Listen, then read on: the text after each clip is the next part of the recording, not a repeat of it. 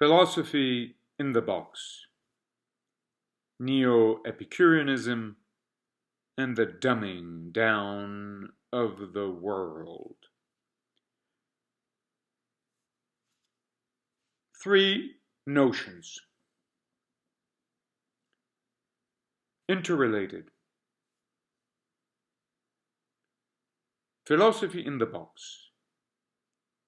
We're told, we're taught, we're raised to take for granted even the notion that there is such a thing as a history of thought, even, of course, of philosophy, but a history of thought. In fact, there is even a system of thought. This notion is essentially modern. We look through the Middle Ages, through the writings of the ancients, and we see none of this. None. No system of thought. No history of thought. With the rise of modernity, and so with the first prophets of the modern world, we begin hearing of a history of thought, even of systems of thought, and so history of philosophy. In antiquity, we have schools of philosophy. That is to say, schools where people are dedicated to the philosophical life, to the love of wisdom, philosophia. All right. Is this not to say that we can write out a history of thought? No. Why not? Because thought was always understood as transcending any and all histories, any and all accounts, any and all views, pictures, worldviews. And so a story of thought would have sounded ridiculous. Now, there is a sense in which one could write a history of philosophy in classical terms. That would be a philosophical history of philosophy. Philosophy telling its own history, its own story. What is a history? A history is an account based on what one sees. All right? Or what somebody has seen. So it is a human account of things.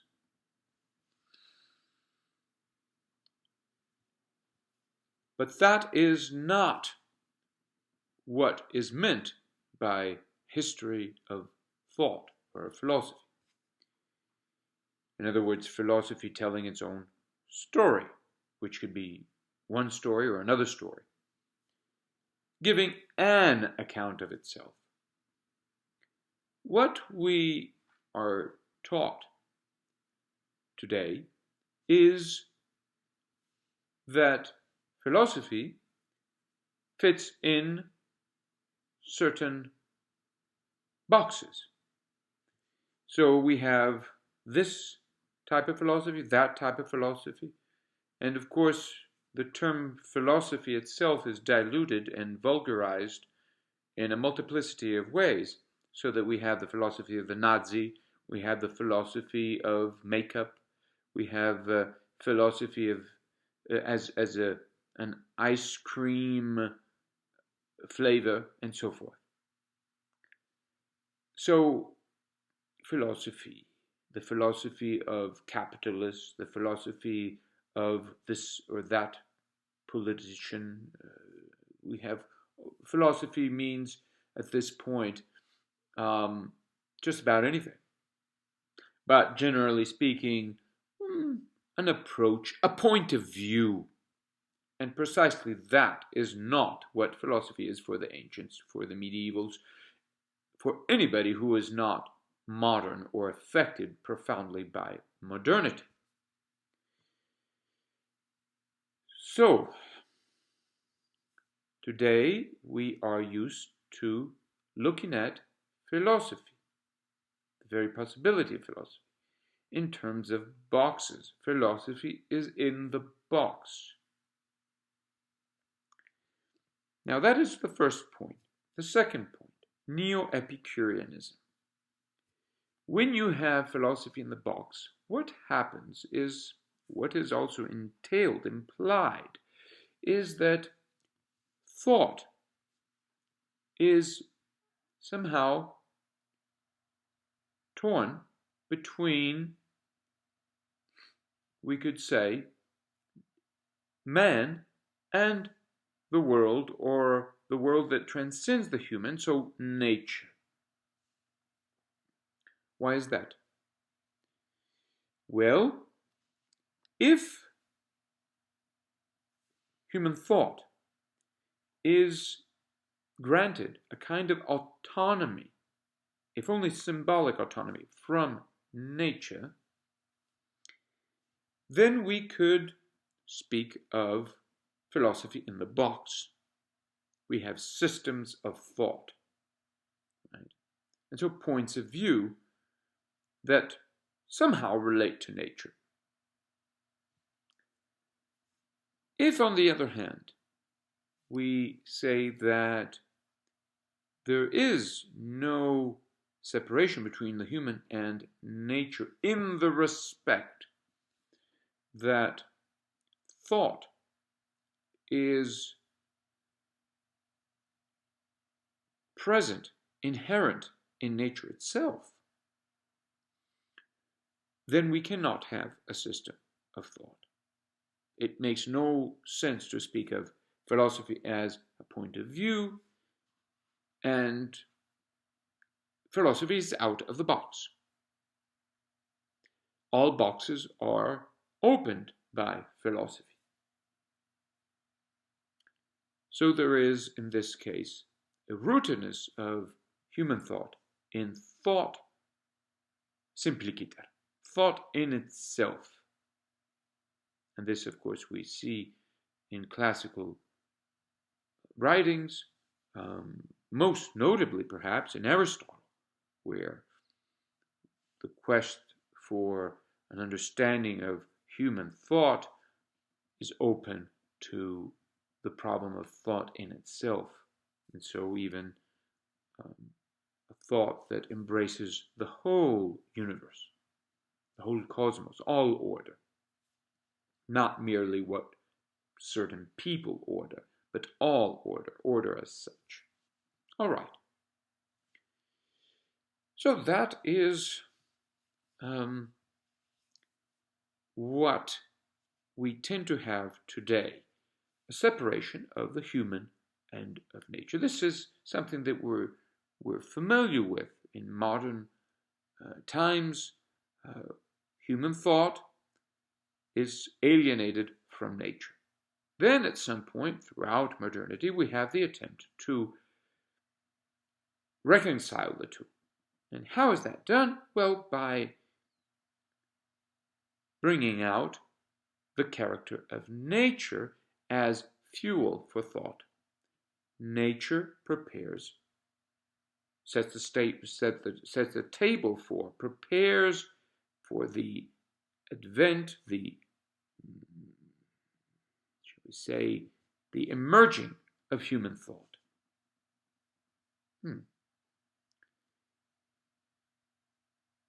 What does this have to do with Neo-Epicureanism? Well, Epicureanism, old Epicureanism, holds that there is what we usually call a material substratum, reality, and then there's thought, consciousness, which somehow arises and then goes back into this material substratum. So that there is no eternal thought, but thought is sort of a byproduct, if anything, of a natural physical substratum. We could speak here of a materialist ontology. All right, this is Epicureanism, or an essential aspect of it. It's a doctrine, a teaching from the ancient world, something people such as Plato would object to, and counter. Now, what about Neo-Epicureanism? Neo-Epicureanism is a modern phenomenon whereby we do not rest satisfied with returning thought to nature.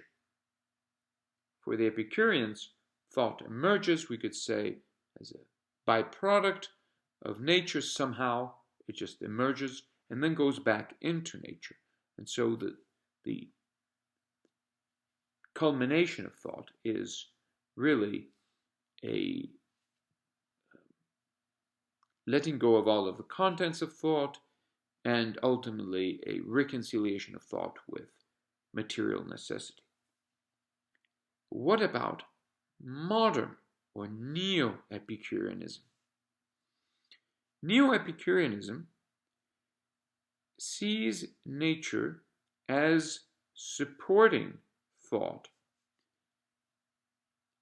in the long run, not merely as occasioning thought accidentally, but as fuel for the enduring, the development of thought, and ultimately the establishment of a system of thought, ultimately a universal system, or a system of all the systems of thought, which is something represented by what we call artificial intelligence, ultimately.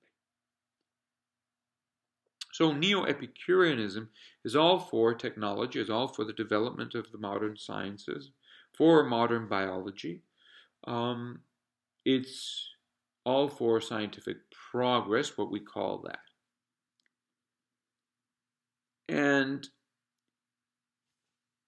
in being so progressive, Neo-Epicureanism reminds us that the human element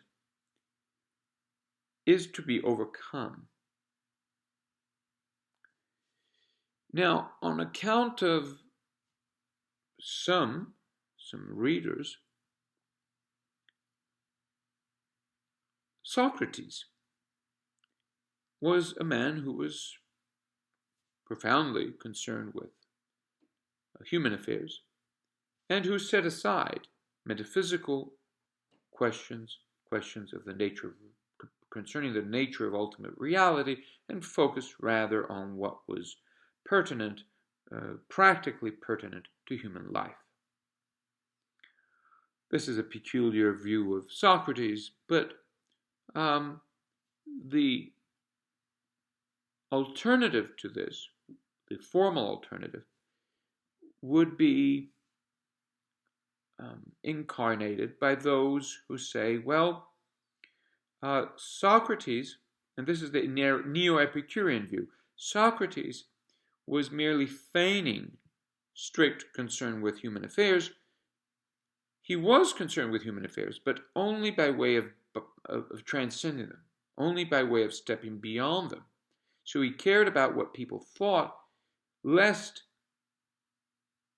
people's views and people's behavior impinge negatively upon his own quest, Socrates' quest for, well, the study of nature. Now, the study of nature turns out to be, in this case,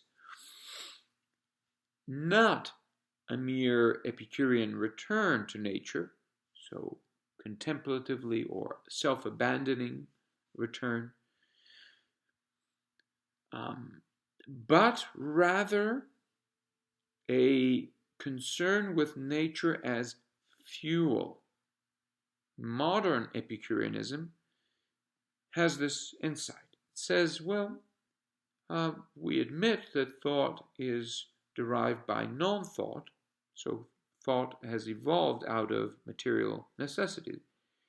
But we say that having so evolved, thought is capable of making use of material necessity to propel itself further, to evolve itself, to produce a new type of thought that is everlasting in some way. And that would be precisely the system of systems of thought, or ultimately technological so-called thought or intelligence.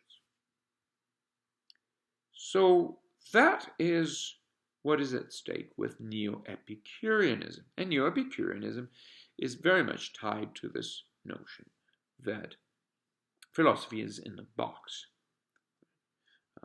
In order to come out of a box, it must, and so in order to transcend its ordinary limitations as a point of view, as it were, philosophy must enter into the realm of artificial intelligence in practical terms. In other words, it must convert into the supersystem and see nature no longer as an enemy or as something alienated from itself, but from philosophy, but as fuel that is just pouring into philosophy to convert philosophy, so that philosophy might digest that fuel and convert into something new. So in this case, technological systems we're not speaking about philosophy here anymore, properly speaking, of course. We're speaking about calculations. So systems of computative systems, really. Computative systems. All right. Which can, of course, but be called philosophy, if one. So which is? Now, this is where we come to the dumbing down of the world. Well, once we have established that we can either think about the human or of nature, or then try to synthesize the two by saying, well, we're going to use nature as a material support for a new humanity, which is a humanity that is technologically structured. So into a system, everything is digitalized. We have a new system of all systems of thought. And so in this case, we no longer need to deal with the big problems of traditional philosophy. Why? Well, because we no longer need to trouble ourselves with this tension between the human and what is transcending the human. Now, this, whatever transcends the human, can be conceived in two different ways, of course. What is above the human and what is below it. And so, for instance, there are ancient tendencies to conflate the two. So we think of, for example, those societies that represent gods as animals, right? The Egyptians, and so forth. But we have this tension between the human and the non-human. Now, whereas modern, we could say, philosophy begins by apparently radicalizing the distinction between the human and the non-human. And so we say, for example, that, well, Descartes presents this picture where the human is res cogitans and the non-human is res extensa. So it's simply extended matter, whereas thought is simply cogitating activities, thinking, empty of world, however. So it's autonomous cogitation. This is merely a stepping stone. In other words, the early moderns consider these two elements, the world and thought, as separate from each other, so as to, well, promote their reconciliation. Modernity is all about reconciling these two. Now, Romanticism tries and fails tragically to reconcile the two. So, at the same time, however, it sets the stage for post-romantic or neo-romantic even, in other words, not something that excludes romanticism, but something that builds on it, attempt to reconcile these two, man and world, technologically. When this happens,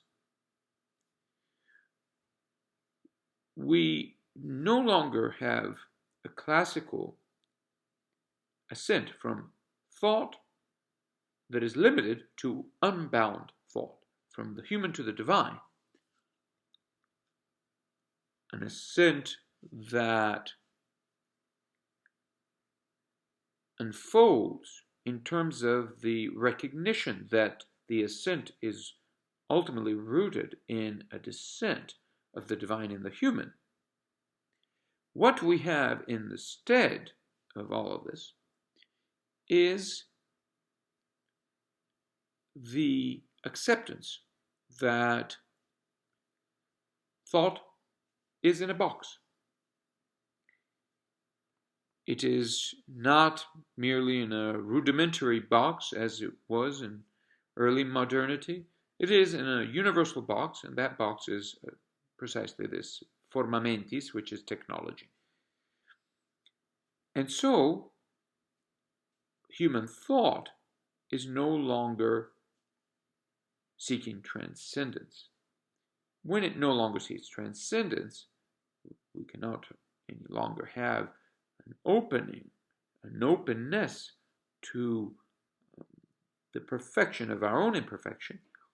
Well, what happens is that we dumb down. That is what happens. So, this is where we stand today. Philosophy is in the box. Neo-Epicureanism rages.